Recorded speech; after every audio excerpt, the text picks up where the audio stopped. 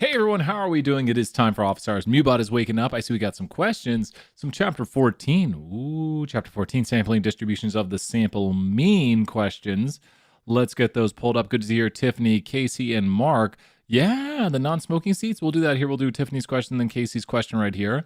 Let's take a look. Let's throw out some points to our early Office Hours visitors. Thank you so much for being here.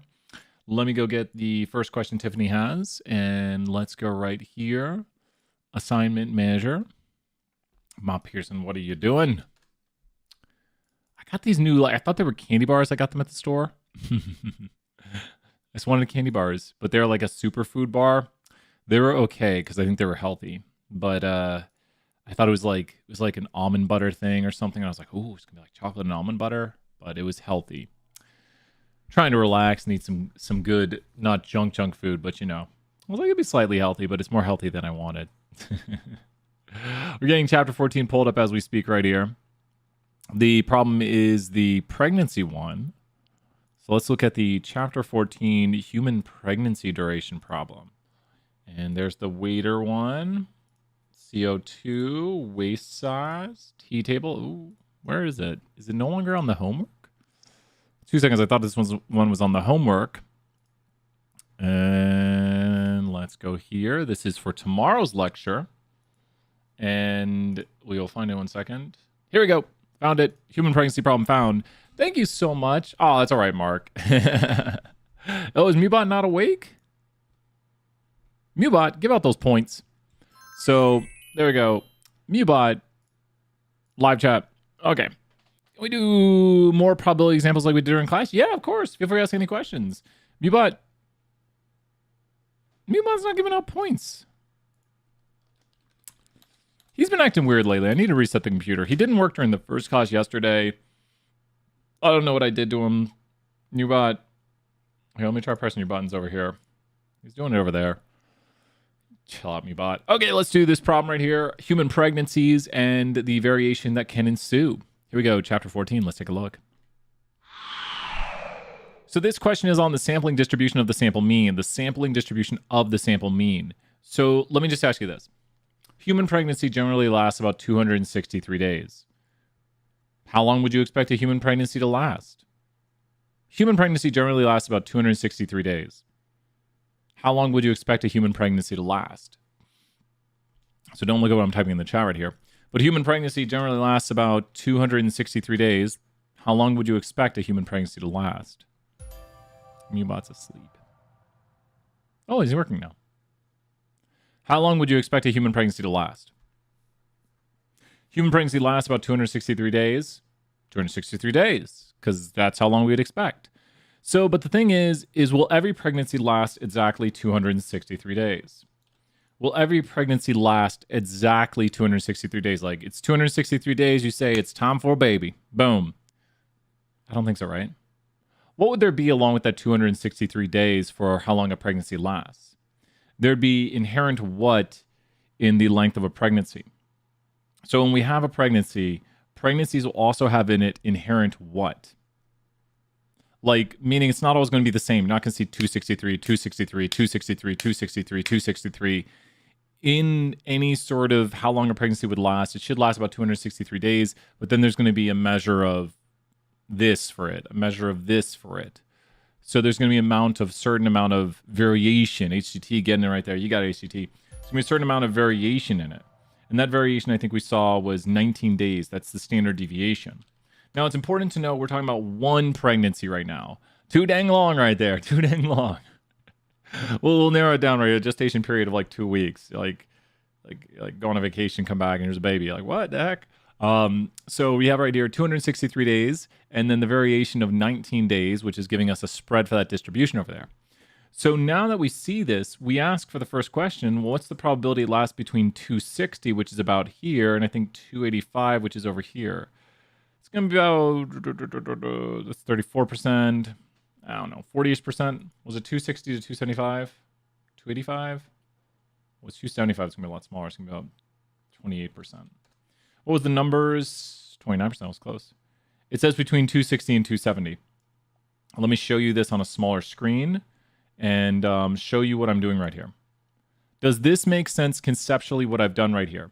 I've put in the mean, I've put in the standard deviation, and I'm plotting here the probability between 260 and 270, which is found to be this probability here.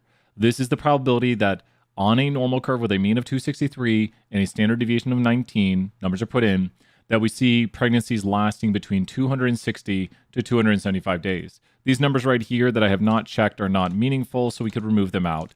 But who's with me right here that this curve right now is showing the probability of pregnancies lasting between 260 to 275 days when we expect the average pregnancy to last about 263 days with a standard deviation of 19. Very important to enter in all the information right here as given. Awesome. So this is going to be the probability. Make sure to change your decimals as follows. This is going to round up to the 9 right there. Okay, now it asks, what is the longest 20% of pregnancies? So this is actually where we need to do a switch on this question, and we need to take these numbers right here and bring them over to this side. Now, the longest pregnancies, just think through this, would be on which side of the curve? Would the longest pregnancies be on the right or the left side? Where would the longest pregnancies be? Just be like, the longest pregnancies would be where? Always double check what you're doing with logic because we're shading 20% of the curve, so we're trying to find the 20% of pregnancies that are the longest. And so would we go to the left or the right side of the curve to find the longest pregnancies? Just look at the numbers and think about longest. So be like, okay, which of these are the longest? It's going to be the right side of the curve. Kayla knows this up right there. You got it. That's the right side of the curve, and this is the longest 20%. Now, if I were to put in here the value of 16, who thinks they know without me hitting enter, it's going to be about how many days? It's going to be this button right here. You'll click this button on the David M. Lane applet. We'll put the David M. Lane in the chat again. Oh, it didn't. No, it showed my answer. So make sure you go here to value from an area where you can input the area amount to shade. So this inputs the area amount to shade. Does that make sense? So Mark, check right here. Good answer, Mark. 50 points, Mark. The highest 16% is where the top one standard deviation is. Because remember, 68, 32, 16. So this is using the empirical rule. Yes, this is what we're doing tomorrow, Casey. Yep, these are tomorrow's problems. So it's good work for the upcoming work, but these are tomorrow's problems when we do the sampling distribution of the sample mean. So one thing you'll notice about these questions, you're welcome, Casey, excellent questions. And we'll take this number here and we'll copy paste it back over to here, round to 1 decimal, and we should be good. Now, why is this the sampling distribution of the sample mean? What question are we asking women? We're asking them what? When we go to a woman, we're asking her what? This is the sampling distribution of the sample mean because this time the question we are asking is what kind of question? So this kind of question is a what kind of question? It's average, Mark. Amazing answers, Mark. It's averages. And so these questions are different from the ones we were doing this morning. And so mark some points right there because these questions are like I go to UT students and I ask them, what's your GPA, which is a quantitative question. Does that make sense that we're asking how long was your pregnancy, which is quantitative? This morning, we did a lot of problems where we were asking what type of question. This morning, we asked questions where we went to students and we said, are you in state or out of state? So this morning we said, are you in state or out of state? And that's a what kind of question right here, where we ask students, are they in state or out of state? That's categorical. And then down here, we're asking, what is your GPA, which GPA is going to be quantitative. So the differences between these chapters and the formulas you'll use are the first one was categorical right here, which is like, do you like Taco Bell? Are you in state, out of state? Do you own a dog? Down here on the bottom is how long was your pregnancy? How much is your GPA? How tall are you? Annual fundraiser. Oh, yeah. You got it, Nancy. Great question right there. So this is going to be a quantitative question. Now, these are the formulas we will use right here. So it seems really complex, but let me just ask you this. If the average human pregnancy is 263 days, then how long would you expect a bunch of women's pregnancies to be, which says the mean or the expected value for the average of a bunch of pregnancies? If you talk to a bunch of women, how long would you expect a bunch of women's pregnancies to be on average? The average pregnancy for one woman is 263 days. So if I talk to like 80 women and I said, how long was your pregnancies? And I averaged them together, I'd probably get close to what? I'd expect it to get close to this. And that's what that formula means, is that the expected average for a bunch of pregnancies would be this. 263. It seems more complex than it is, but the formula literally states that the mean of y bar, which is the expected sample mean we expect to see from a sample of 80, is the mean. These are different right here. This is like mean of y bar. This is not mean times y bar. A lot of people get confused on that. It's the mean of y bar. It's meant to be read as one thing. And this is the mean. So the true mean in this problem is 263. So the mean of y bar, which is mean y bar, is 263. And does it show that notation? It should. But that's the notation we would use for that. Now the standard deviation is going to be what? Now this is not p times q over n square root. It's going to be the original standard deviation divided by the square root. And I'll draw it on the slide where I have the notation. Please note that that problem up there is unrelated to it. So the standard deviation was 19, right? And then we divide by the square root of n. And the mean is just the original mean. And so there's the standard deviation. The standard deviation gets smaller by a factor of the square root of n, so we just take the original standard deviation of 19 and divide by the square root of the sample size. So usually when I'm doing this, I usually go in here and I take the square root of the sample size to begin with, I copy that, and then I go 19 divided by square root of sample size. Now here's where usually people get confused. This is the new standard deviation for a sample size of 80. This is the new standard deviation for the sample size of 80, which means back here on my graphics, what needs to change for a sample size of 80? This is a repeat question now. Back here on my graphics, when I'm doing the sampling distribution of the sample mean, and this is where people don't change things because they think like, wasn't this the same thing we're doing? No, something has changed and it's not the mean. What has changed about the distribution of the sample mean? It has in it what variation. And you can see it via the equations. What is changing about this distribution and getting smaller, which is something we'll talk about in class. What is changing about the distribution of the sample mean? Is it the mean itself, or is it the standard deviation when we think about the distribution of the sample mean? What changes? The new standard deviation. So we have to change the standard deviation right here, and that'll make the curve tighter. So I'd probably change it in both spots, probably the best thing to do. So now we have a curve that is tighter with a new standard deviation because there's less variation in it. Let me ask you this. If I talked to one student and they were 6'6", would you be like, whoa, no way? Sounds like you're watching Bill and Ted or something. Would you be impressed? I mean, that's pretty tall. I'd be like, it's pretty tall. But what if I had talked to 100 students and 100 students had an average height of 6'6"? You'd be like, what? At UT, you talked to 100 students. And the 100 students had an average height of 6'6". Like, I averaged together their heights, and they had an average height of 6'6". So you'd be like, that'd be crazy. Because in 100 students, there's less variation. With one student, they could be an outlier. But with 100 students, you wouldn't expect 100 students to have a height of 6'6". The distribution of the sample mean actually gets tighter. I'm going to show you one last thing here to really hopefully drive this home, because I hopefully want people to learn a lot from these videos while we're watching. Gosh, there's going to go everything here. Let's go here to... I want to show you this right here to show you what it looks like visually. So hopefully this helps make sense with it. Here is the heights of just students. If we were to go out here and talk to 25 students, we would take 25 students, and to make the distribution of the sample mean, we would do what to the heights of 25 students? Because this here is y bar. Every blue dot you see down here is the what of all 25 dots you get. So we're taking random samples, taking less than 10% of this, and this is a nearly normal distribution, different conditions. But every blue dot down here, which makes up the distribution of sample means, is what of 25 dots? It might make sense to see it as 2 dots. Every blue dot down here is the what. So every blue dot is an average. And what happens to the new distribution? Do you know what the mean of this new distribution will be? Who knows what the mean of this bottom distribution will be? If I run this a few times, do you have any guess of what the mean of this distribution will be? We'll finish off this question, and we'll do like another one of these, and then we'll do some other ones. What do you think the mean of this bottom distribution will be? Because we're taking it from the top.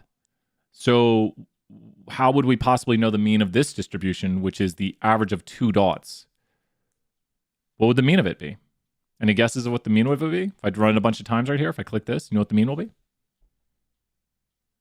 says 0 right now. It won't be 1/2. Remember the mean, and we can do some SSPP, you bet. The mean will be what? The mean of the distribution will be the what?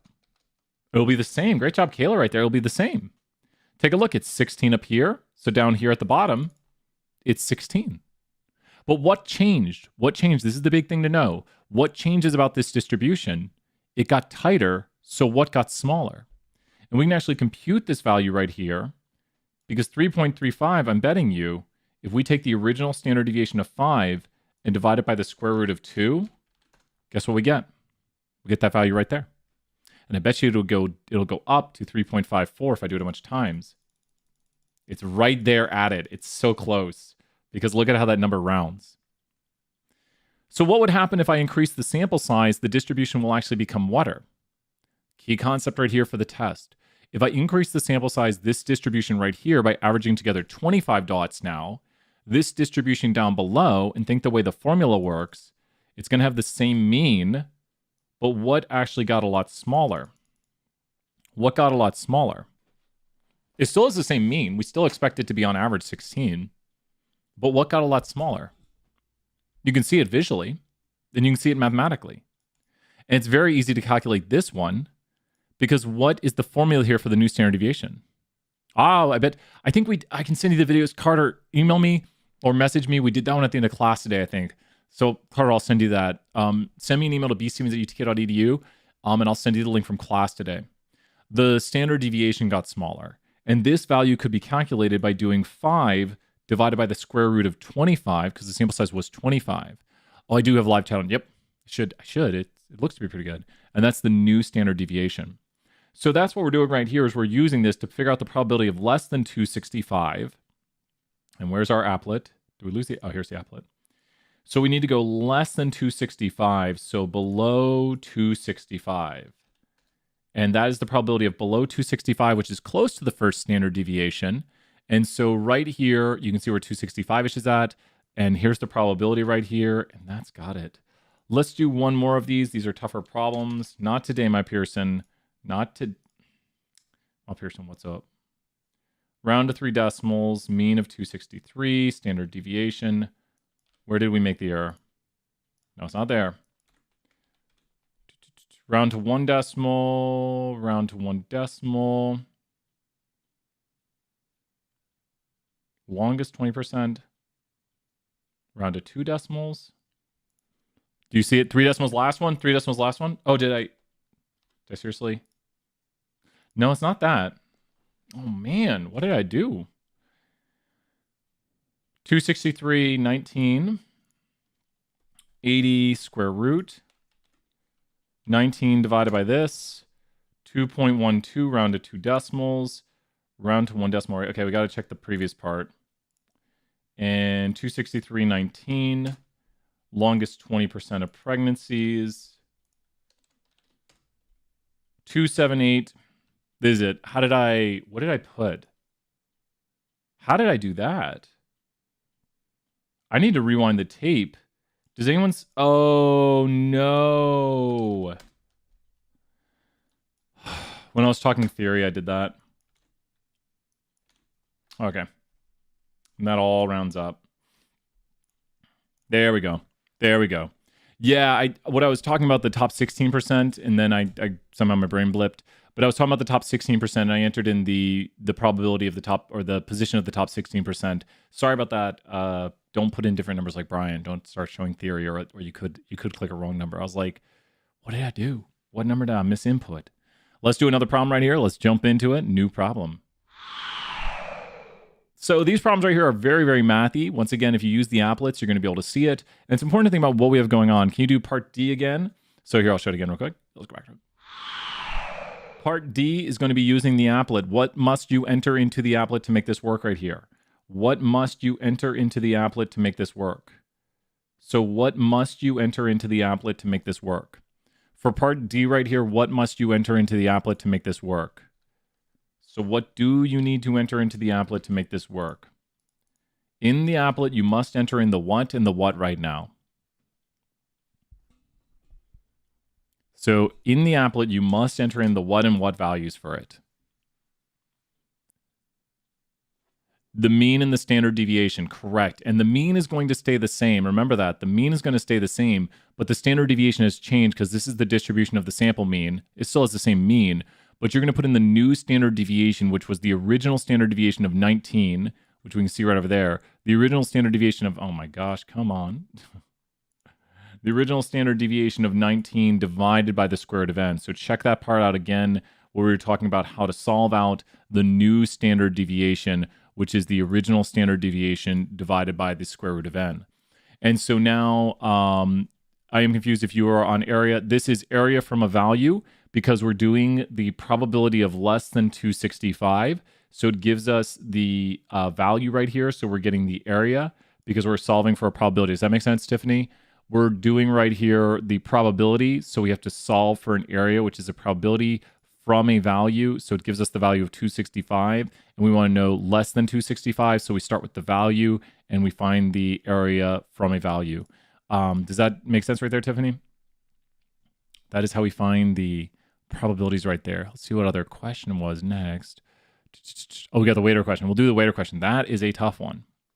So that has it right here. We're going to start with the waiter question. Waiter! Let's see right here. I'll start that waiter question. So with the waiter question, it's once again a distribution of the sample mean. So we're going to be looking at multiple observations right here, multiple observations. It's going to be a very, very, very, very, very, very, very similar problem. Let's check out the waiter question. Get it loaded up right here. Here we go with the waiter question, probably one of the toughest questions right here. And we're going to mark the notation, which we should do. Maybe I should have done that for the last one. Let's go and mark the notation for the waiter question. It's showing previous question. I don't want to see previous question. Really, my Pearson? There we go. It finally removed it from the screen. Getting that waiter question good to go. And here we are with the waiter question. Let's take a look at the waiter question. Okay, so with the waiter question, what is the first thing we always do with these questions? I didn't do it last time, so maybe I made some errors. What is the first thing we do with these questions? If you get to a chapter 13 question, immediately you should start doing this. Label it. Kayla knows right there. Label these questions. Now, this one's going to be a little bit more difficult. You haven't learned this yet in class. What are these values? So he believes. What are these values? Mark knows some notation right there. Does anyone see any of the values right here? See if you can get me started. I'll take some guesses, because you probably don't know all these yet. I mean, we've talked about them before in class, but we haven't done this chapter yet. So what are any of these values on the screen? You should know one of them. Mark's got it right there. Mark, great job. Some points right there. You are correct, Mark. That's sample size. Sample size right there. You are correct, Tiffany. Those wouldn't be X. Tiffany's on the right track. We'll need some notation for these. This is going to be mu, and this is going to be sigma. So that's going to be mu and sigma right there. Now, after we do this, we need to check the conditions. So step one, mark your notation. This is where a lot of people are going to have problems because this is a quantitative problem. So we have a mean and a standard deviation. We know the true mean and the true standard deviation, or he believes he knows the true mean and he believes he knows the true standard deviation. So we marked our notation. We have everything marked and we're good to go. Step two is to check those conditions. Who knows condition one? Who knows condition one? You know it. What does he need to do with how he collects his tables and the tables he picks to see his tips from? They need to be what? Random right there. Caitlin knows what's up. Got some random. I love that song. So check conditions. Did he randomly select his tables? I don't know. Randomly select the observations. We will make that clear on the test. Awesome. Good to see you, Keisha. And then 10% condition right here. Are his tables less than 10% of all tables? Reasonable to assume that whatever tables he weights on this weekend is less than 10% of all theoretical tables. There's pretty much infinite tables you could weight on. You can't oversample tables. We're good on that. What do we do right now? What do we do right now? Be careful. What do we do right now? This is where the errors start to come into play.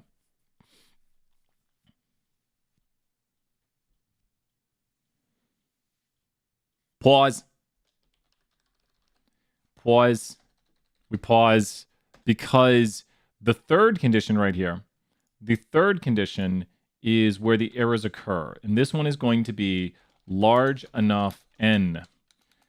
Is the sample large enough such that the distribution of the sample mean will be normal-ish? Okay, this one's a tougher one. So, that didn't work. So this condition right here is one where people usually get stuck on it. Step one. So what, or first part, one, check the shape of it. So what is the shape of the original distribution? This is a condition people get stuck on. Oh, Kayla, pressing every point button for Kayla right there. Kayla, earning some points right there. Kayla, you are correct. Good correction, Kayla. What is the shape of the original distribution? So what is the shape of the original distribution? Great catch, Kayla. Large enough lowercase n condition. Large enough sample size. Great catch. I said that earlier. I make some errors. It might be that way in the notes too. I might need to correct that. Say it tomorrow too. If it's a capital, it shouldn't be capitalized. So what does the shape of the original distribution look like? Not quite normal.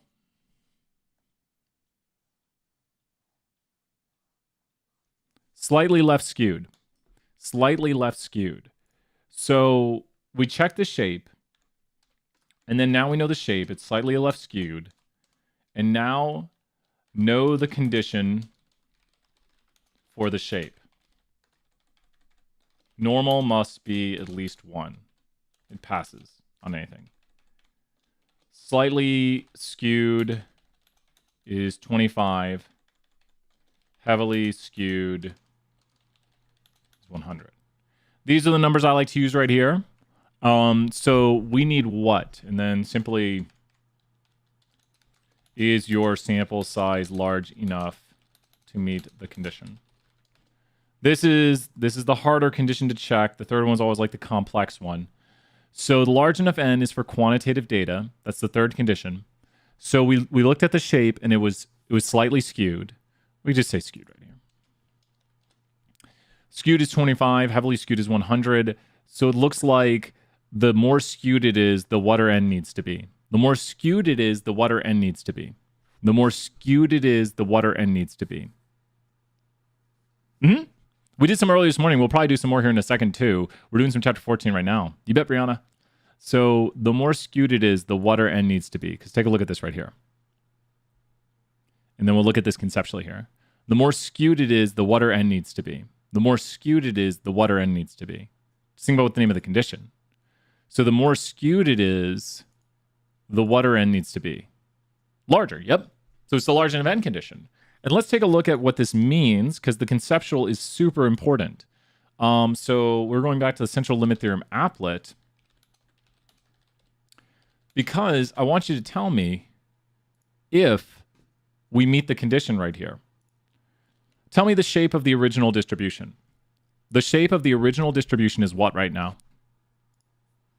The shape of the original distribution is what right now? Just look at it and tell me it's what? It's normal.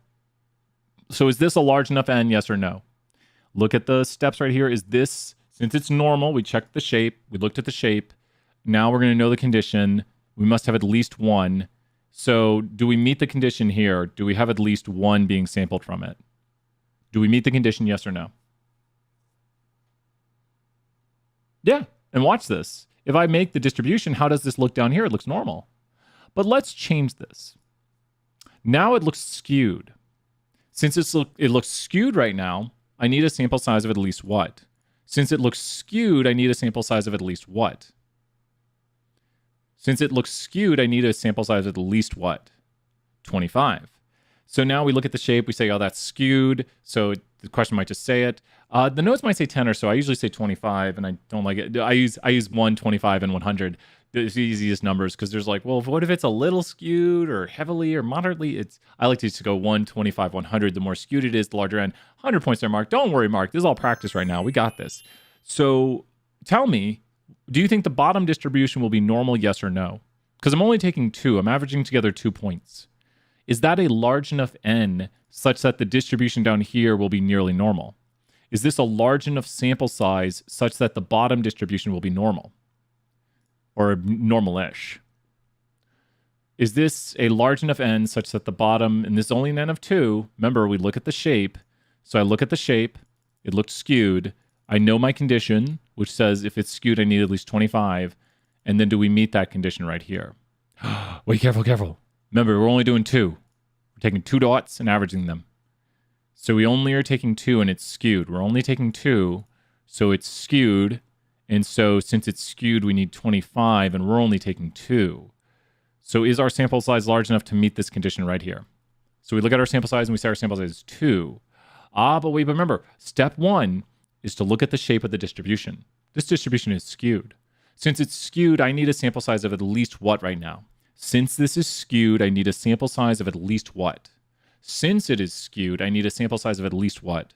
25. My sample size is only 2, so that means the bottom distribution down here will not be nearly normal. But check this out. What if I had a sample size of 25? Now the bottom distribution will look more what? If I do this repeatedly where I take 25 dots and average them, the bottom distribution will actually kind of look what because I meet the condition. This is the crazy thing about the central limit theorem. It'll actually look pretty what? Wow. Actually, it looks kind of what now? Shockingly, it looks more this.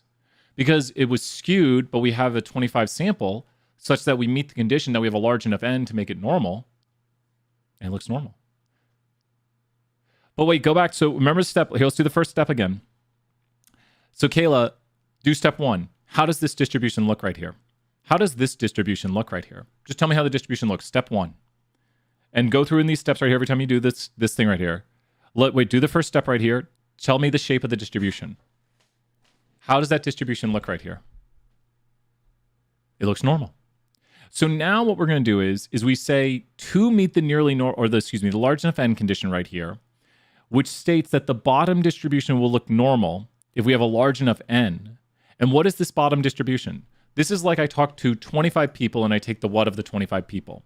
Every dot down here is the what for 25 people. Every single dot is the what for 25 people. And I could repeatedly do this. Every single blue dot you see down there is the what for 25 people. Every single blue dot will be a what for the 25 people.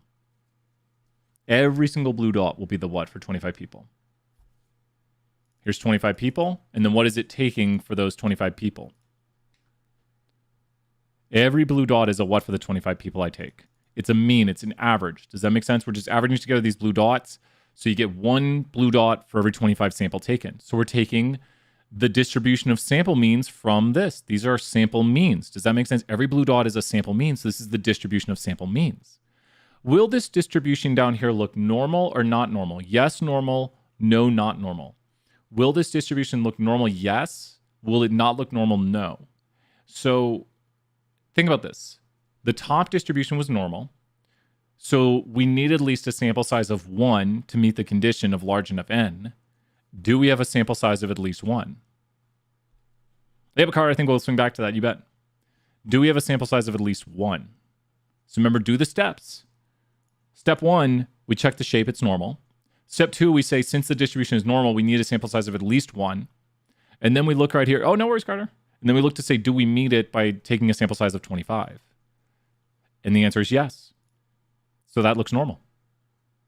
But to review again, if we were to have a distribution that looks like this, how would you describe, not that yet, how would you describe the following distribution right here? How would you describe that distribution? Just tell me some words for it. You see that distribution, you say, ooh, that looks very what? We could go here and do this. Go and do this. How do you describe that distribution? Very skewed. So let's say we go and take sample sizes of 10 from this. So the first thing you do is you say it's very skewed. Now you need to know your what. Now you would say to me, well, I need to know, since I know it's very skewed, I need to know that for us to meet this condition, we would need, great job, Joe, we need to take a sample size of at least what? Since it's very skewed, we're going to say it's heavily, very skewed. I'll be careful though, Kayla. So now the condition for the shape we just said. So what is the condition for the shape you just said? What is the condition for the shape you just said? You just said it's very skewed. You just said that's heavily skewed. So now we need what? So step by step by step. Now we need to say, oh, since it's heavily skewed, we should need a sample size of this. Since it's heavily skewed, we need a sample size of this. We need a sample size of at least this. Not 20. If we say it's heavily skewed, we need 100. Don't worry there, 100 points though. If it's heavily skewed, if we're calling it heavily skewed, we need a sample size of at least 100. Does that make sense? So now let's ask, is the sample size of 10 here enough to be 100? Do we meet the condition, yes or no? The sample size we took is 10. We need at least a 100. So the sample size here is 10. We need at least 100. So are we going to meet the condition here or not meet the condition? No, we're not. And guess what? We do this, and it still has some sort of skew. It actually looks more normal than I thought. Shocked. Maybe I should have done my other custom the way I did it. But go theory. There we go. And now let's do it. Yeah, still got some skew. So we do not meet the condition. If the sample size gets larger, the distribution will start to look more normal. Ooh, see, that still looks skewed. Maybe it's just the way it's plotting it. See, it's so heavily skewed that we'd need an even bigger sample size. So what do you notice right here? This is checking the large enough n condition. And now let's go back to our problem, because do we meet the condition for our problem? Tell me once again, what is the shape of the distribution? It is slightly skewed. So since it's slightly skewed, we probably need a sample size of at least what? Since it's slightly skewed, we probably need a sample size of at least what? We probably need a sample size of at least what? 25. So do we meet that? Yes or no? Do we meet that? We probably need a sample size, because remember, it's slightly skewed. So we need a sample size of at least 25, and we do meet that. So that means the distribution will look what shape? If we meet this, then the distribution, even if it's skewed, the distribution will look whatly, which is what we want it to look like. It'll look normal. That's why we're trying to meet these conditions of random 10% and large enough n right here. If we meet them, it looks pretty normal. So we're good right there. We've met it. Just going theoretically on this, we meet all the conditions. So now that we know it looks normal, guess what we can find? We can find two very important quantities. Tell me what two quantities we're going to find as I draw out the equation for you right here. The two quantities, great job, Lakeisha, everybody. The two quantities we're going to find right here are going to be what? The two quantities we are going to find for this distribution will be the what for this distribution? What two quantities are going to be very important for this distribution? The two quantities we will find will be the what and the what for the distribution. Not P and Q, though. We'll find the mean and the standard deviation. P and Q will be for categorical data, so that's a change to this chapter because we're not dealing with proportions. And Mark, don't worry. This is the review, and that's where usually people make errors. There's no P and Q for this problem because this is quantitative data. So we'll find the mean and the standard deviation for this distribution. Well, what's the mean of the distribution? Great job, Kayla. Everyone, so much positivity. I love it. What's the mean for this distribution? What would go right there for the mean? So the whole reason we did conditions was to check to see if it can be normally distributed. And the mean for this is going to be what? The mean is going to be what? Who knows what the mean is going to be? It's actually the equation mu y bar equals to mu. And the other one is standard deviation y bar equals to sigma over square root of n. So what is that value of the mean? That's it. That's just it. And then what's the standard deviation going to be? Like the previous problem, it's going to be the original standard deviation over the square root of n. And what I'd immediately do, I got to square root that. So what I would do when I solve this, once again, this is how I solve them, is I go right here, I do 60, I go square root of that, copy that, and go 5.10, and double check your work, put it in graphing calculators, make sure you get it, and now we know the standard deviation. Once we get the mean and the standard deviation, you know where we're going. We're going to the David M. Lane applet. And the whole reason, great job, Tiffany, right there, 100 points, everybody. We're just solving right there the original standard deviation over the square root of n, because do remember the distribution gets tighter by a factor of n. The larger the sample size, the tighter the distribution. You can see it here as I increase n, that's the dividing by the square root of n that's making this bottom distribution tighter than the original distribution. So now that we have the David M. Lane up and going, we can go over here, input the standard deviation, input the mean of the distribution, and put it into both areas. All we're doing right now, and I'll pause after I do this right here, is I'm just inputting the mean and the standard deviation into both spots. Does that make sense? I'll be using both of these to solve the problem right here, but put the mean and the standard deviation into both of these areas. So there's the mean and there's the standard deviation, and that is not the right standard deviation, it looks like. That's square root of 60. That's the right standard deviation. And double check your work. There's the mean and there's the new standard deviation. Remember, the standard deviation was found by sigma over square root of n. Well, so for this on the test, we could ask the following. Would it be unusual for this waiter to... I'm not going to ask a trick question yet. Would it be unusual on these, how many tables was it? 60 tables, for the waiter to get an average of $13?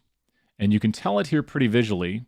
Would it be unusual for this waiter to get an average of $13 on these 60 tables? On 60 tables, and why would it be, Kayla? You are correct. So you can kind of see it. Would it be unusual? So that's how we could ask it on the test. Would it be unusual for this waiter to get an average of $13 from 60 tables? Because this is the distribution for 60 tables. Because it's over 3 standard deviations. So what could we do? We could actually do the formula, which is outside this problem. Observation of $13 minus the mean divided by the standard deviation, and it's more than 3 standard deviations, like you were saying. So that's kind of a good way of asking it once you do this, is to be like, okay, well, would this be an outlier? What is the z-score of it? Does that make sense, Kayla? Like, although we can't have you find probabilities, we could ask you, like, what is the z-score of it? So you'd have to find the mean, you would have to find the standard deviation, and then visually right here, we can see it's more than 3 standard deviations, that value of 13. It's closer to 4 a little bit, but finding this right here, finding the z-score. So we did observation of 13, which is observation minus the mean of the distribution in the center, and then we divide by the standard deviation to figure out how many standard deviations it is away. So once again, it's just observation minus mean divided by standard deviation. But for this problem, where we can use the calculators, it's going to ask us to do the following. It's going to say, what is the probability that on 60 tables he makes $750?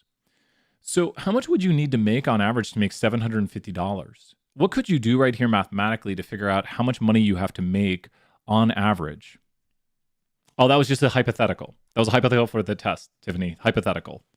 That's not part of the problem. It's just hypothetical. So this one right here, if you wanted to make $750 on 60 tables, how much money would you need to make on average? If you wanted to make $750 on 60 tables, great job, killing everybody some points. How much money would you need to make on average? Mark's got it right there. Mark took 750 divided by 60. Mark, you are correct. So you're saying, well, if I want to make 750 on 60 tables, then I need to make this on average. So that is the average tip we would want to make. And we want to find out the probability of making more than this average tip. So we'd go over here and we'd do the first one and go above that average tip. And does that look like it's going to happen or not happen? Look at... we did it this morning, Chloe. We'll probably do some more here soon, but we did it this morning and we did a lot of them. And I have another video too, if you can't find the problems you're working on from this morning. We did it in class last week too. I think it was last week class, or maybe this week. Everything's blurring. But Chloe, tell me if you can't find it and I'll make sure to send it to you. Probably not happening. That's a really high tip for them. That's very unusual to land that far away from the center. So 4 decimal places. Ma Pearson, you better not get mad at us. They better like that. The total amount he earns on the best 10% of weekends. Awesome. Thank you, everybody. So now to get the best 10% of weekends, which side of the curve do you think we should go to? Should we go to the left or the right side of the curve? Do you think we should do the left or the right side to the best 10% of weekends? The best 10% of weekends, not today. Do you think we should do the left or the right side to do the best weekends that they have? The best weekends should be the what? The right side. So he only makes $11.44.3. That's a horrible weekend. Could you imagine if you worked all weekend and made $11.44.3? But wait, what? This is the distribution of the what mean? Or of the sample what? This is not what he makes on one table. This is his what for what tables. That's the mean. That's what he's making is mean on the best weekends, the best 10% of weekends. So how many tables did he wait on again? He waited on how many tables in our example right here? How many tables? That's his average for those. How many tables for my problem? For my problem, he waited on 60 tables, and this is his average from 60 tables. So now we're just multiplying it by that to say on average, he makes $11.43.3 for the best 10% of his weekends. So we're taking it back from a singular table to 60 tables right here, because this is on average what he's making. This is on 60 tables, because this is the distribution of the sample mean for 60 tables, what we'd expect on average for 60 tables. And we should be good. Not today, my Pearson. You got us earlier.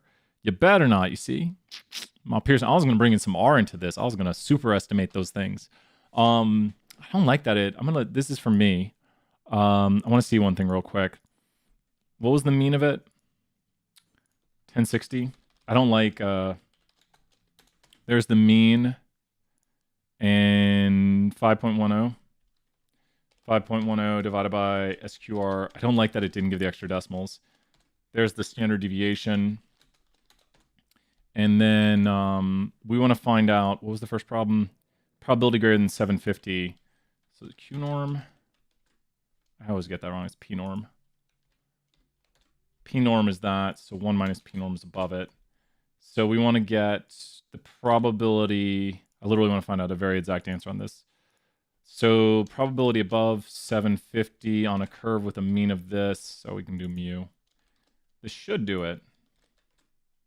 0. Oh, wait, is the first number the mean standard deviation I plug it in?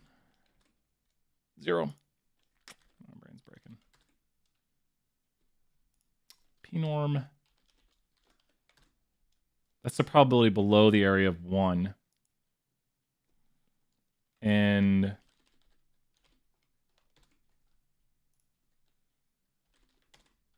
that's right. 2 seconds, right, everybody? That's right. Okay, so we want to know the probability. Oh, it's not 750. There it is.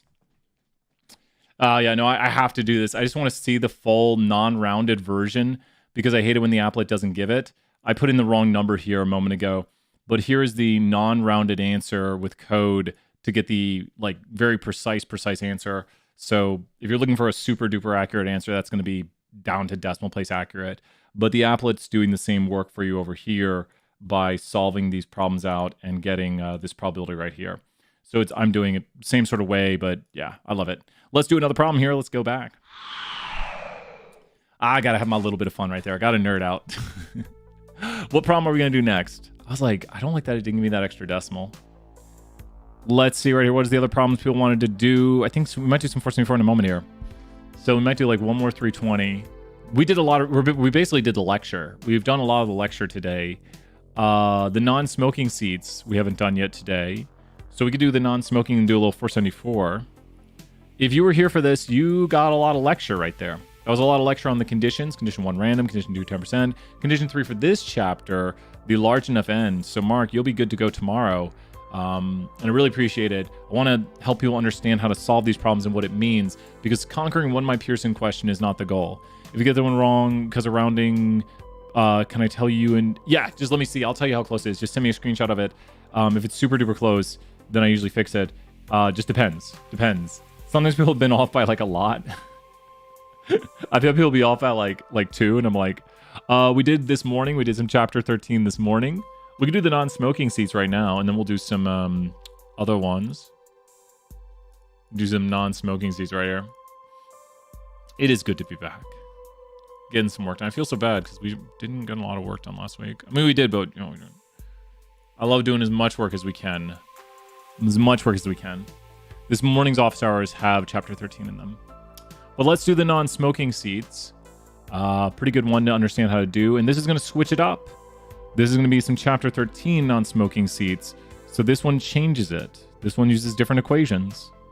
So we got to know how to do the switch here between the equations and identify our notation. We haven't done the nearsighted children one. So we haven't done the nearsighted children one yet. Okay. Non-smoking seat one is pretty quick, but it's a good one. It's a good one. Let's do this. Yeah, we'll do some chapter 14 tomorrow. Just hop in, ask those questions, try to do them all as much as we can. Try to cover all the details and do the theory. And let's check it out. You're welcome, Mark. Amazing job. Chapter 13, non-smoking seats. Let's do this. We sometimes do some during class. Just depends on the timing. Just keep the biggest thing, answer all the questions, keep going, and then we get to some questions at the end sometimes if we have time. That's what we like to do. So here are a new restaurant with 129 seats is being planned. Now, remember your steps right here. First step is going to be to check that notation. I bet we can do this problem in 5 minutes. Watch this. We're going to get it done. Less than 5. So first thing to do here is to do the notation. Help me out on this notation. Help me out on this notation. So what is the notation right here? Any notation. I'll give you the rest. So it says a new restaurant, exactly the sample size, lowercase n, right? N is the sample size right here. There's the sample size. Studies say that the true proportion, it doesn't quite say that, but we're going to say that, of people who want non-smoking or demand non-smoking is this. So Q is going to be this. And why am I using P and Q? Please note this is categorical. Please note this is categorical. Don't X through it like me. This is categorical, and that's why we're using P and Q right here. This is categorical, meaning I'm asking a question, do you want smoking or non-smoking? A category. You want smoking, yes, no. It's categories of individuals. This is not quantitative if you saw the previous 2 problems we just did. So now that we have a categorical question right here, we can start to go through the problem. The first thing we want to find is the mean for the distribution of the sample proportion. And what this theoretically means is 129 customers walk into our restaurant, and that'd be a sample. Different groups of people are going to walk in. And then what would we expect? Well, I'd expect what studies say we should see. And I'd expect 62% non-smoking. That's mu p hat right there, which is the value we just found right here. Now, the next thing we need to find is the standard deviation, because it's not always going to be 62%. If every day 62% of our people wanted non-smoking, that'd be a little bit weird. But we need to find the variation in this estimate equal to P times Q over N square root. Don't forget square root. Seeing if you were saying it. P times Q over N square root. We've already solved for P, which is the true proportion. Problem states it. And Q is 1 minus P. So if you're wondering how we got Q up there, it's going to be 1 minus P. So 1 minus P is Q. They both add up to 1. They're complements of each other. So now we just plug in our numbers right here, and this is going to give us a measure of like the uncertainty. Like it's not always 62%. There'll be some variation in it. So now we take right here and we do P times Q over N square root. P times Q over N square root. There we go. 0.043. There we go. And now that we have the uncertainty, we're basically there. Now it's plug and play. Oh, you got that? Oh, let me try again. Okay, let me see. Caleb might be finding an error of mine. A little different with the numbers. Kayla, tell me if I'm getting something wrong. I'm going to do it one more time. You ready? You made an error? Oh, okay, no problem. Kayla, 100 points right there. Thank you for checking my work as we do this. Yeah, hopefully we didn't make... Seems like maybe you made an error. Maybe. So now when we do this, this is the variation. We take the mean, we plug into here, and we add together 3 standard deviations. So the mean is this, and go up 1, 2, what's 1, 2, 3. I went up 3 standard deviations. So once again, here's the mean, which is 0.62. I add to it 1 standard deviation, 2 standard deviations, 3 standard deviations, and now this is the upper percent of people that I'd expect to want non-smoking in my restaurant. Let me repeat that. This is like an upper percent of people who I'd expect to want non-smoking in my restaurant. That didn't do it. And so this is a percent. So what do you think I should do with a percent to find out how many people want non-smoking?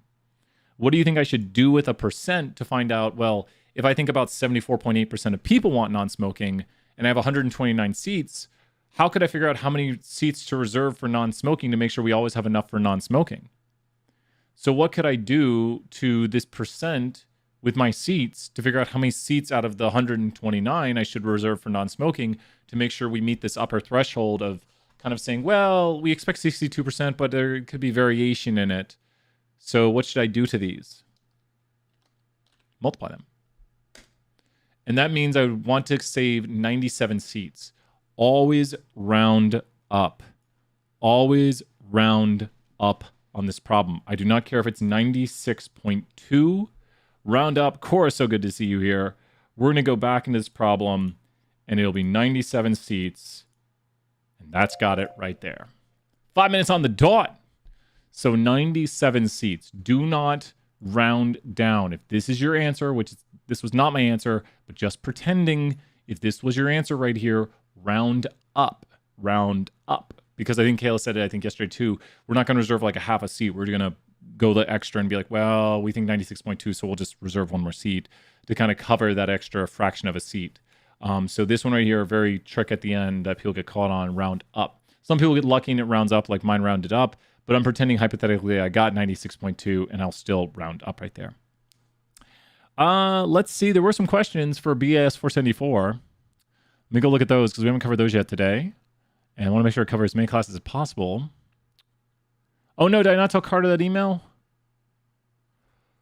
Oh no, Carter. Carter, I hope Carter got it. Got it. How did I get distracted on that?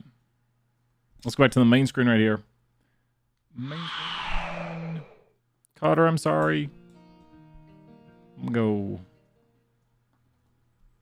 Let's go right here.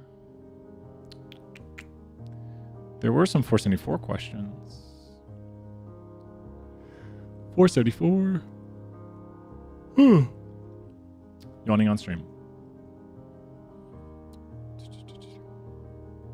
Lakeisha, do you want me to explain SSPP again?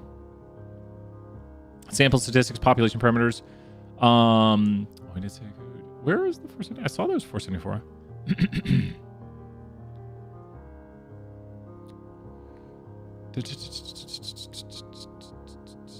Number 5. Carter wanted number 5. Carter wants number 5. Carter said number 5. Number 5, Cora says, there we go. Thank you, Cora and Carter. I was scrolling back up to the chat here. Let's go number 5. And I can probably talk some theory on number 7 too.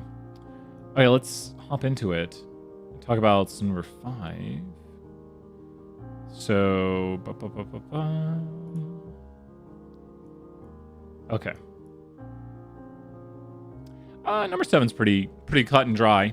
Also sending my code in Discord because my loop for 1D gives me a really weird error and I do not know how to change my code. Okay, cool. Yeah, I should take a look at that here and just take a look at that here in a little bit. Cora, great work, and thank you, everybody. Oh, yeah, so Lakeisha, the way SSPP works is anytime we have samples, they will find for us what's.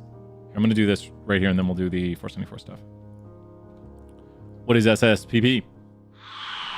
So if we have samples, samples will always give us what? Like if I go out and take a sample, talk to 100 students, whatever I gather from that 100 students will always give us a what. Whatever I gather from them will always give us a what. Whenever I go out and talk to 100 students, I ask them, do you like chocolate? Do you go to Taco Bell? I had some chocolate earlier. I was like, it wasn't good. It was that healthy candy bar thing. Not as good as real candy. So with this right here, if I talk to a sample of students, whatever I derive from it, like let's say I ask them, do you like Taco Bell? Well, that's going to be a statistic. So the things like sample proportion is a statistic, like percent of students who like Taco Bell. Now, this could be used to give us insight into the true proportion of students who like Taco Bell. So if you talk to students and say, do you like Taco Bell, and talk to 100 students, you will get a sample statistic. But the truth for all students would be what is known as something for the population. And the population has qualities called parameters. So this is not something you could collect it. You would just have to talk to who? How would you collect and know something like the true proportion? How would you know like Taco Bell? So for some students, how would you know for the population? So how would you know for the population? So the population parameter, which you could call it the population proportion, you'd have to do a census. Great job right there, HGT. So percent of all students who like Taco Bell. I just missed Taco Bell. So this right here would be a population parameter. So if you say you talk to the registrar, would the registrar give you really statistics or parameters? If you go to the registrar, which has data on every student, would the registrar really be giving you statistics or parameters? Like if they say, here's what we have for students who are freshmen. Would that really be a statistic or a parameter at that point? If you go to the registrar, who has data on all students. Would that be a statistic or a parameter?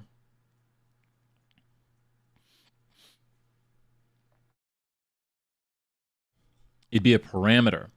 Why is it a parameter? Because the registrar would have data on what? The registrar would have data on every single student. Does that make sense?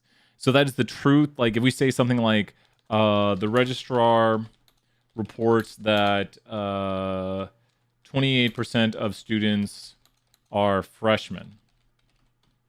So that is going to be a parameter right here because the parameter is the truth for a UT.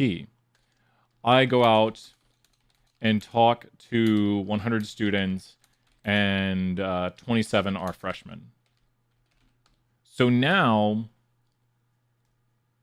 a sample will always have with it a what? A sample will always have with it a what? A sample. Yeah, we're going to look at some 475. You bet. A sample will always have with it a what? Because this is a sample proportion, and a sample will always have with it a what? So a sample will always have with it a what? Whenever you see some sort of statistic, whenever there's a sample, there'll always be a what? Or there should be this. Whenever you have like the sample proportion, which this is the true proportion,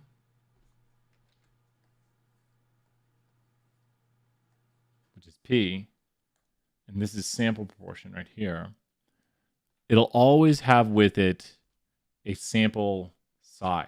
Does that make sense?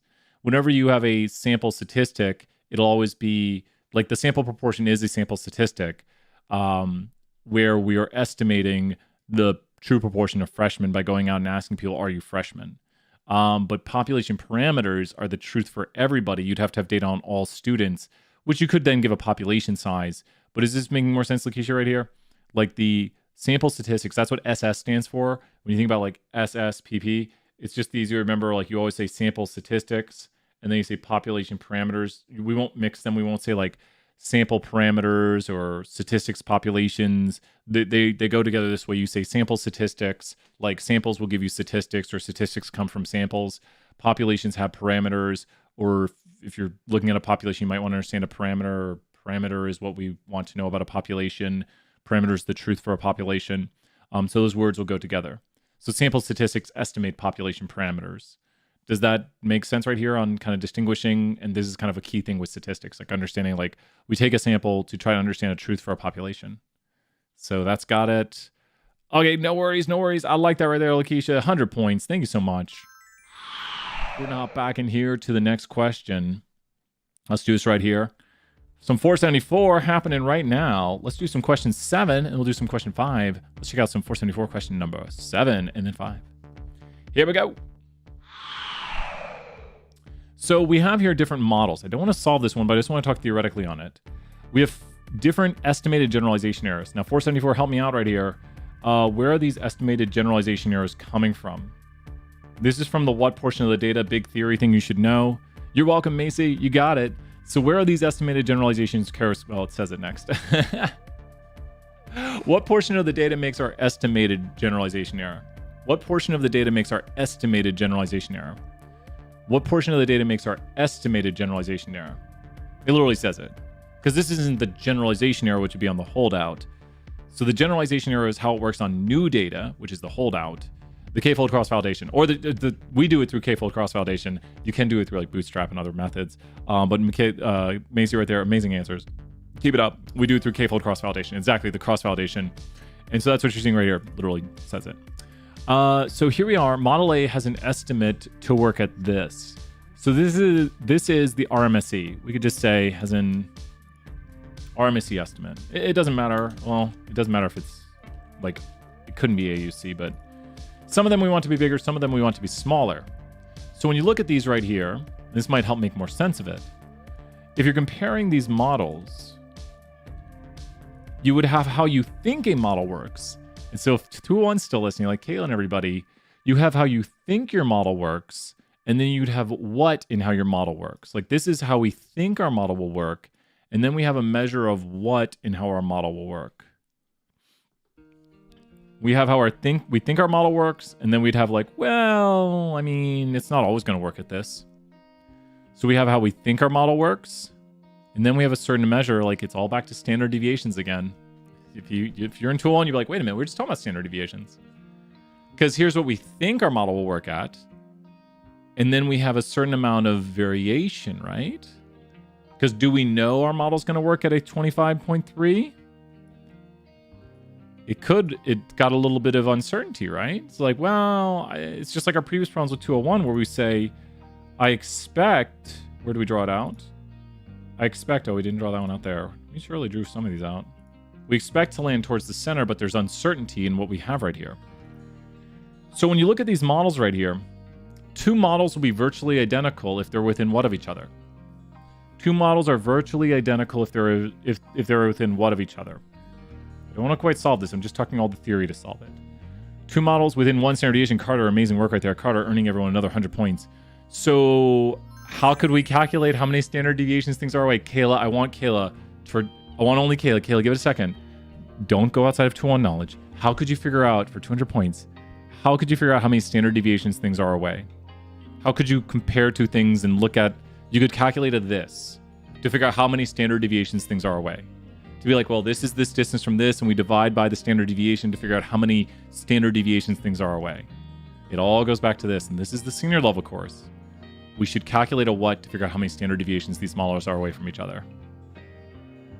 So what should we do to figure out how many standard deviations these models are away? We should calculate a what? Putting Kayla in the spot, sorry. Boom, Kayla, I don't care. I'm going 250 points right here. Kayla, you got it. I knew you did it right there, Kayla. Amazing work. Z-score. So we're going to take, I'll write out a little bit of the math right here. Let's take like model 1. This is not the answer because it doesn't work. Minus model 2, and then we'll divide by larger standard deviation. Great job, Kayla, right there. Thank you. All the cheers. Another 50 points. Knock it up at 300. We're going to take model 1's RMSE and model 2's RMSE and divide by the larger standard deviation. It doesn't matter. Rock, what do you think? It doesn't matter. If we do model 2 minus model 1, because we're just seeing if they're more than 1 standard deviation apart, we're going to take the larger of the 2 RMSEs, the larger RMSE standard deviations. Felt like someone, but you got it. I was like, difference divided by standard deviation. You're like, Z-score. Got it. Is this is this making sense right here? Who feels like they understand better what this problem is going to ask, and looking at the preferences between models to compare 2 models? If you have to compare 2 models, looking at their difference and the larger of the 2 standard deviations, this doesn't solve it, but it basically shows the mathematics. But does that make sense right here? I don't want to solve it, but I want you to be no, be careful though. Be careful. What is RMSE? 320 knowledge. Carter right there, no worries. But what is RMSE? What is RMSE? RMSE, if I have an RMSE right up right now, RMSE is what? If this model is trying to predict somebody's height, so the RMSE is the what for the model. And we were just doing this in 320. 320 notes are over here. That's 470. RMSE is the what? It is the other way around. What is RMSE? Wow. What is RMSE? The typical miss the model makes. So RMSE is related to error. What would you like your error to be? RMSE is root mean squared error. So you don't want a high RMSE. So no, Carter, 100 points. Don't worry about it. We get it wrong here to get it right on the test. So you'd be like, wait, RMSE we want to be lower. Just remember that the RMSE of E of the E of RMSE is error. And if you remember the RMSE are, because it's root mean squared error, which is also the same thing as residual standard error. But if you remember that it's error, then you want the error to be lower. So it's how much we are typically off by. It's the typical miss the model makes. But do remember that this E component of it is an error component. This actually stands for root mean squared error. In output, a lot of times it usually comes up as residual standard error. That stands for root mean squared error. You'll see it shown as either way. We unfortunately have to know it's seen both ways. So knowing that it's error, we want it to be smaller. Carter, I'm throwing another 100 points. Give shout outs to Carter right here. Carter, we're just here to practice, so don't worry about getting things wrong. You get it wrong here, you get it right on the test. That's where it matters. So with this right here, we want smaller typical misses for models. So if there is a preference, if the 2 models have some sort of difference, we will go with them with the lower RMSE. But be very careful. If I told you like accuracy, let's change this problem right here. Like if I told you we are estimating the accuracy of a model, which is what we'll be doing very soon, and this model right here had an accuracy of 80, this model had an accuracy of 90, this model had an accuracy of 94, then I want you to think about this. Is there a difference between models A and B? And which model would you, A and C? A and C, let's go A and C first. Is there a difference between models A and C? And you calculate this pretty quickly. See if you could just do this example right here with totally different numbers, and I'll tell you the answer to it and which model we would use. Is there a difference between model A and C? And I'll show you the mathematics on it. Is there a difference between model A and C right now in Brian's hypothetical new question? So, but now we're doing accuracy, so I got to be very careful. This is the standard deviation. And this is totally different. Warning, accuracy is being used. So, Kayla, do you know Kayla, you're going to wow me if you already know the answer for the numeric difference between the models in terms of z-score. Kayla, have you already calculated the z-score? Kayla, I'm throwing 100 points out there anyways right now. Kayla is correct. There is a difference between A and C. Have you calculated the z-score for me to tell me if there is a difference? Like, which you are correct, there is. And just, I made it, the math's a little bit easier if you think about how to do it. Who knows the z-score to tell us between A and C if there is a difference between the model's performances? Be very careful. This is using accuracy, which we want to be higher. It's not RMSE. RMSE is error. Accuracy is how accurate your model is. How accurately does it give the right classification? So sometimes things are that easy in statistics. Like accuracy just means how accurately we predict the category we're trying to predict. So we're predicting a categorical Y. Who here knows the z-score for another 100 points? Who knows the z-score for comparing model A and C? Does anyone know the z-score? And then we're going to do some number 5. Who knows that z-score for comparing model A and C? There is a difference between these models. It breaks the one standard deviation rule where models within one standard deviation are virtually identical. The formula again is estimate minus estimate divided by larger of the two standard deviations. So take your estimate minus your estimate. Estimate minus estimate divided by larger of the two standard deviations. I almost showed it. Estimate minus estimate divided by larger of the two. Doesn't matter if it's positive or negative. Okay, so here I'll write it out a little bit more. And Kale, thank you so much. This is practice on stuff you don't have to do, but it's decent. Model 1, Model 2's estimate minus larger standard deviation. So try filling this out. We need Model 1's performance minus Model 2's performance divided by the larger of the two uncertainties. Macy, 100 points right there. Macy, you are correct. Now remember, this is my hypothetical problem, and it doesn't matter, Rock. It doesn't matter if it's positive or negative, because we're just seeing if they're within one standard deviation. So we're just doing this right here, and that's the z-score. Doesn't matter if it's positive or negative. Just are they within one? So positive, negative doesn't matter. Yeah, great work. Awesome stuff right here. So is this making more sense? It's just telling us, are these models virtually identical? The only two models here that are virtually identical are models what and what. The only two models here that are virtually identical, and what would their z-score be? It's very tiny. The two models here that are virtually identical, and at this point we would pick model C between model A and C because C has a higher accuracy and accuracy is good. So the only two models here that are virtually identical would be a comparison between which and which models. Yeah, and this is how we determine if they're within one standard deviation. We take the two models' estimates. Now remember, this is accuracy. I'm doing accuracy. You won't be doing accuracy. Yours is RMSE. Please realize yours is RMSE. B and C are virtually identical right here because if you take the two right here and divide by the larger of the two standard deviations, you get this. So B and C are virtually identical because take the two model metrics, divide by the larger of the two standard deviations, and we can see that they're within one uncertainty, like one standard deviation. So standardizing this difference right here shows that there's really not a difference between the two models. They're virtually identical. So does it matter if we tick model B or C? It doesn't matter. Kayla, great job. Love it. Yep, you're seeing it. Because it's like, it's virtually the same. It's like your friend's 5'9", your other friend's 5'11", and you're like, you're about the same height. Are they the same height? You're playing basketball, so Rock. It doesn't matter. We're overusing that today. I don't care. Well, let's do a new question right here. Let's go back. So that's some really good theory right there. And as you can see, it all goes back to z-scores. I just played that one, didn't I? Played 2 songs at one time. Play 3 songs. So if you notice, a lot of this goes to Stat 201. A lot of it is Stat 201 related questions that we use at a higher level. Having that foundation is so very important. Oh, cool. It's a theory question. Let's do it. Let's hop into this theory question. Let's check it out. Number 5 for 474. Right before the end of class or the end of office hours. Let's do this. In nearly every example, we will do the split. We will do the split in training and holdout samples is done with the sample command, so that which rows the two sets are picked at random. Why can't we just say, let's choose the... Oh, yeah, that's not a good idea. Why not pick the first 20%? God, it's hard to answer this one without... Yeah. It's hard to answer this one without answering it. Let me see if any data sets really exhibit the issue. I think there's a few that actually do. I don't want to say the answer, but one of these I think has the issue. Nope, not that one. Nope, not that one.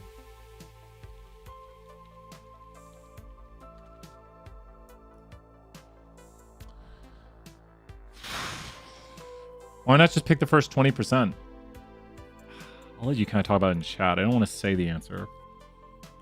Why not just pick, but go into details here. Yeah, exactly. I mean, Carter, you're on the right. Yeah. I mean, just expand upon it and give examples and come up with your own. I don't want to say the answer, but I'm looking at the data and seeing if I see any structure to it. Exactly. It's not random, because what you want, this is the theory behind it. You want your holdout to be data that has the same structure as your train, but if there's systematic if it's not random, then your holdout and your train look very different. And it's like, imagine if Brian said he's training to play basketball and he's going out and playing baseball. Well, then what you're training on doesn't look anything like what you're trying to do. We try to set things up that we take a random sample from our training data. And it looks like the following. We go right here and we go to train.rows. And we store into it a sample of 1 through the number of rows of whatever data we're working with. And then we take n rows of it. And this is the size we're taking. So I'm going to take 60% to train on. And this is going to be my training data that I'm going to learn from. So from survey 10, I'm going to take those train rows. And, oh, I didn't put a comma. And there we go. And now I'm going to have holdout rows. Sorry if this, I know maybe 201ers are like, what are you doing? So what I'm actually doing right here, I'll move everything so we can just see the important stuff, is I have data, and then I'm making subsets. Might be easier to see right here that I have a random subset that's going to be held out from my model, and this is going to be used to create my model. So when I go here and run my train function, or I just make a model, I could just do a very simple regression. I could use a model that predicts height on using weight, and predicting height from weight, we are going to use, and very importantly, I've made this error, we're going to use the train data. So now I can see that my model right here typically misses by about 3.6. That's how it does on the data it was created from. But what is the point of predictive modeling? What is the point of predictive modeling? To work on what kind of data? A huge key aspect of predictive modeling, this is why we want to take a random sample, because we don't want to have a structure to our data that we take only certain things, or like the ones that are in order, the things that, and try to come up with a really good example. Like, I never really one, but it's the idea of you really want a random sample. So what's the whole goal of predictive modeling? To predict on what kind of data? The whole goal, may see 100 points right there on new data. And where's our new data at? Where's the new data to test how this generalizes to see if it's overfit? Where's the new data at right now to test to see if this is overfit and does not generalize? Where's the new data right now to test? Where do I have new data? Where do I currently, because I made a model. This is just a regression for 201. That's just a regression model. I made a model right here. And the visualization of my model would be the following. You know what I could do? I'm going to try something really neat here. Because I just thought of something, because I was like, I wonder if I could do this. And then my brain said, yes, you can do that. So this is my model. And the new data is in the holdout, right? So why don't we do the following? How about this? We could look at the following.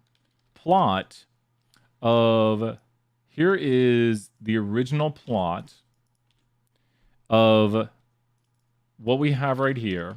There's the points. And there's our model.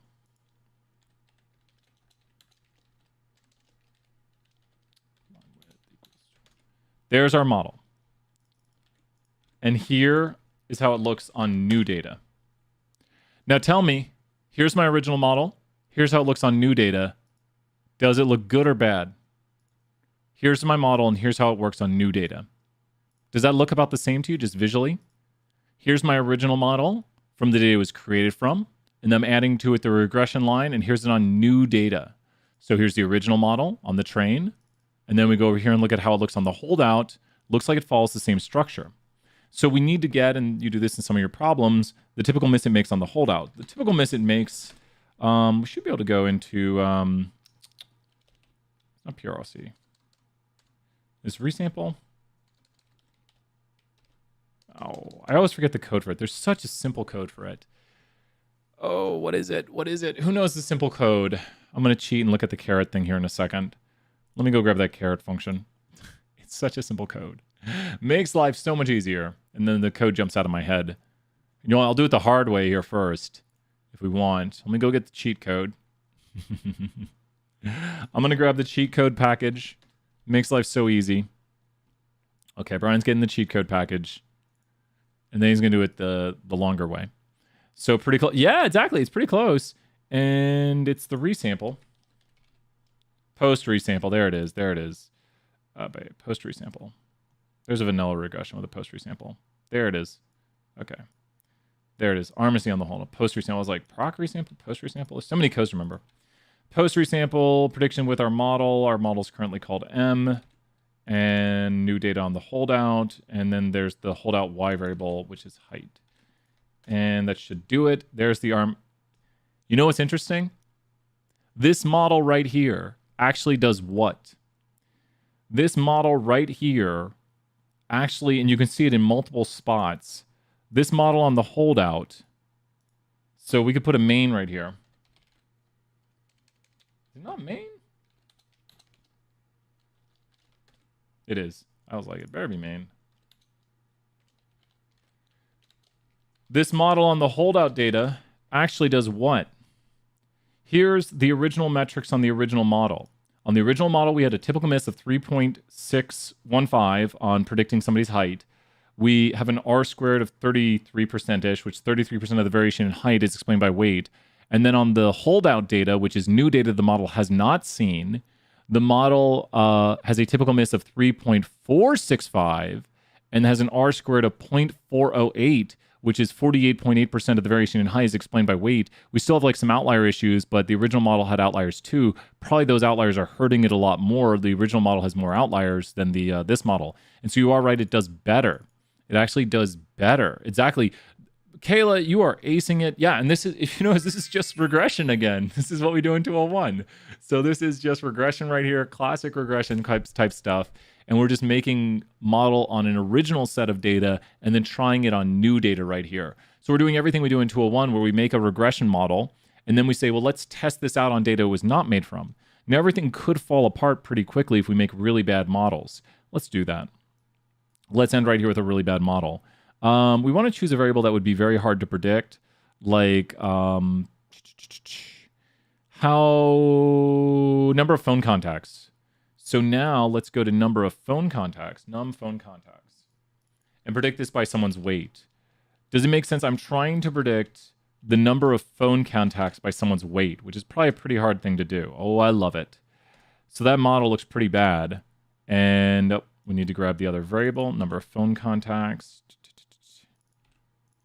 And then we need to put that there, and we got it. Should plot now. There we go. Oh, did it actually do decent? I want it to do way worse. I want there to be like a totally different relationship. Text per day. TXT per day. I'm really hoping we get something ridiculous to end. You're doing great, Kayla. I love it. I love, like, I don't know. I have so much fun doing coding if you can't tell. Man, why can't we get something that looks ridiculous? Look at that r squared, though. That's horrible. I want a negative r squared. I want something worse than by random. You know, okay, let's just run it a few times. Where's my negative r squared? R squared's so close to 0. I swear you can get a negative r squared. You know what you can do. Since I'm running this so many times, watch this. With the post resample, let's take the second thing from the post resample, which is the r squared, and let's ask a theoretical question right here. What would happen if we ran this code right here 100 or 500 times? So let's take the code we have right here. Let's take this and go to holdout r squared and store into it in position I. And just to end class for fun right here, we need to store this. And these are the different holdout r squareds we could get by running this code 500 times. So this is the beauty of especially writing a bunch of for loops is you're like, wait a minute, since I'm just running this code repeatedly, it now becomes my skeleton. And now I just want to store the holdout r squared that we're getting from running it 500 times. So we're going to take a look at a histogram right here of what theoretically could have happened in different holdouts. It should be all right. That didn't take too long to run. 3, 2, 1. Come on, you got this, R. I know you can. I know you can. You got this. We're going to look at a histogram of this holdout r squared. And it did it. And... oh, it's doing all those plots. I should move the plots. What is the min? Ooh, is it not letting me go to 0? Really? Should have picked a worse example, right? But I think that's got it. A lot of good stuff covered today. If you can't tell, I absolutely love doing this kind of stuff right here. I just want to get something that breaks it. Own attractiveness. I want to get something that like has a totally different relationship. And yeah, I think everything's right here. The theory should work. We'll try one more thing right here. Points, let's throw 100 more points. Brian's having fun right now.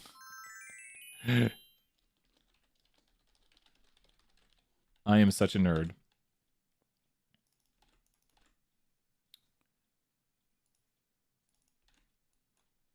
$100 times. What? Oh, figure too large for margins. Oh, we should remove the plots.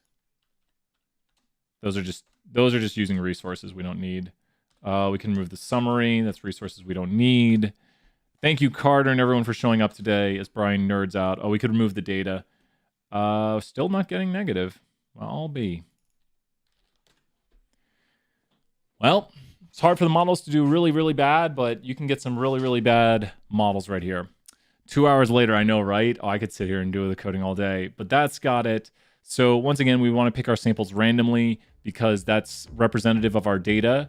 And literally, it goes back to, say it with me, if we're picking our samples for our training data, it goes back to 201 right here, where we pick our samples randomly. Same concepts. Bye for now, everyone. It ended my music.